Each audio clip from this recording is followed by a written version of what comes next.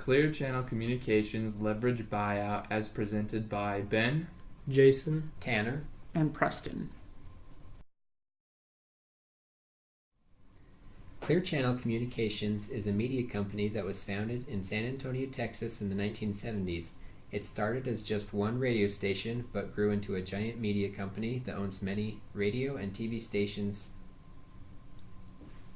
Participants for the LBO with Clear Channel included Bain Capital Partners, who specialize in private equity, long-short deals, advising, and credit transactions, as well as Thomas H. Lee Partners, who specialize in venture capital deals. Both of these private equity firms got together to form CC Media Holdings Incorporated. The CC Media Holdings Incorporated then went on to acquire Clear Channel Communications, and as was explained previously, Clear Channel Communications was one of the largest media holding companies in the United States.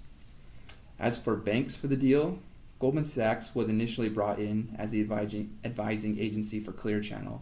They were tasked with looking into possible strategic options for Clear Channel, like merging with another media company or spinning off all the various media assets into their own separate businesses. In the end, a group of investment banks was used to help the deal go through between CC Media Holdings and Clear Channel. This group included Citigroup, Morgan Stanley, Credit Suisse, Royal Bank of Scotland, Deutsche Bank, and Wachovia.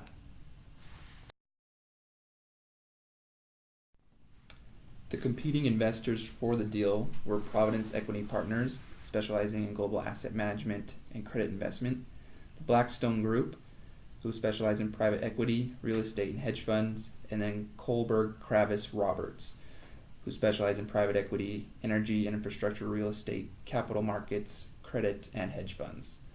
These three firms had separately tried to make deals with Clear Channel, but only Providence Equity Partners was successful in buying the unwanted assets that Bain Capital and Thomas H. Lee didn't want.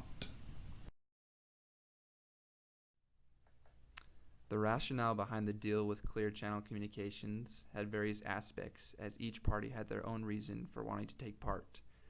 Clear Channel Communications CEO Mark Mays said that the deal with Bain Capital and Thomas H. Lee would provide significant value to their shareholders. As for Thomas H. Lee, Scott Sperling, co-president, described the deal as an excellent opportunity to be partnered with Clear Channel's management. Thomas H. Lee was very interested in the finest collection of outdoor and radio assets that Clear Channel had acquired over the years, and the firm saw the assets' potential to provide long-term growth and great returns on investment for all shareholders.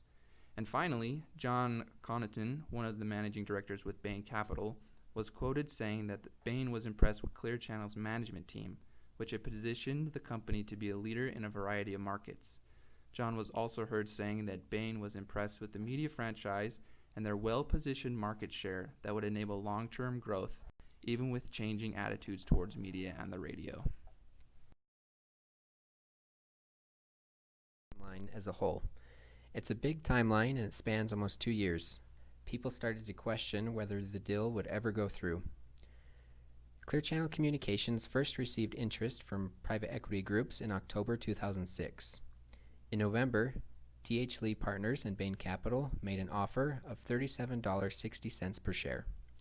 In April, the offer was rejected and a new offer of $39 per share was made. Again, the shareholders rejected the offer. In May, a new offer was made at $39.20 a share with the option to receive stock instead of cash. In September 2007, shareholders approved the deal. The deal was expected to close by the end of the year.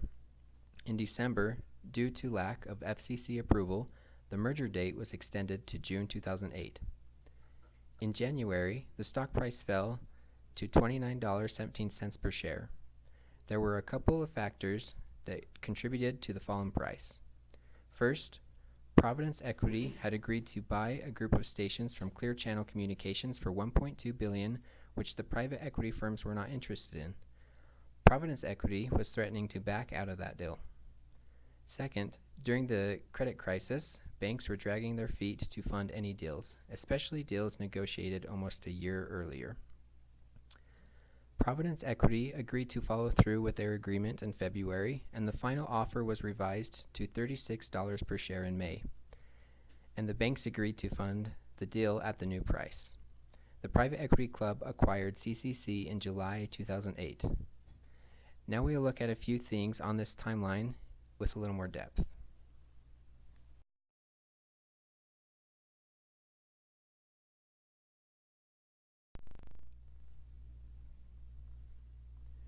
Negotiations changed the terms of the deal 4 times. The final price was actually lower than the initial offer. The option to receive stock instead of cash sweetened the deal enough to get shareholder approval. T.H. Lee and Bain Capital were willing to give up some equity in the company to avoid paying too much. The deal faced 2 major roadblocks. First, the FCC investigated the deal over a fear of the deal creating an anti-competitive environment in the market. This delayed the merger in December 2007, but was finally given approval in 2008. Secondly, the financial crisis had caused turbulence in the credit markets.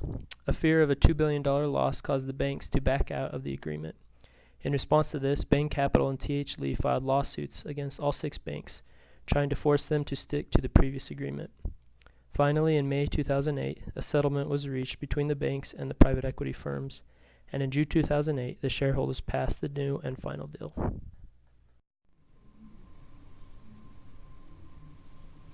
The deal settled at a price of $36 a share. This was a 9% premium over the $33 a share the stock was trading at the week previous to the announcement. The deal also included an option for shareholders to convert 1 share of their Clear Channel Communications stock to 1 share of CC Media Holdings stock. This was good up to 1/3 of the equity of CC Media Holdings, and no one shareholder could trade more than 100,000 shares. This option provided incentive for shareholders, as those who converted shares were considered founders of CC Media Holdings and did not have to report a gain or a loss. This provided a tax benefit for the shareholders. The ending value of the deal was $24 billion. The chart to the right of your screen shows where this funding came from and what it was used for in the buyout. Following the deal, the banks were selling bonds at 70% of par value. This deal involved $21 billion in debt. That high amount of debt caused the debt-to-asset ratio of Clear Channel Communications to jump from 1.62 in 2007 to 5.33 in 2008. Also, if you look at specific types of debt, the senior debt to EBITDA ratio was 3 times, and the subordinated debt to EBITDA ratio was 3 times as well. So even supposedly more secure forms of debt were still highly levered. Bain Capital and T.H. Lee of themselves only committed $3 billion of capital to the deal, meaning that there was 7 times as much debt as initial equity involved. Overall, in 2009, the company paid 7.24% interest rate on all of their debt, and the EV/EBITDA ratio was 10.45, meaning that cash flows, if held constant, would take about 10.45 years to cover the full value of the deal. Now, 7 years later, CC Media Holdings, having renamed itself iHeartMedia, still has extremely high levels of debt. In 2014, they ended the year with $20 billion in long-term debt. However, their debt-to-asset ratio did drop. It was 5.33 in 2008, and now it's 1.44.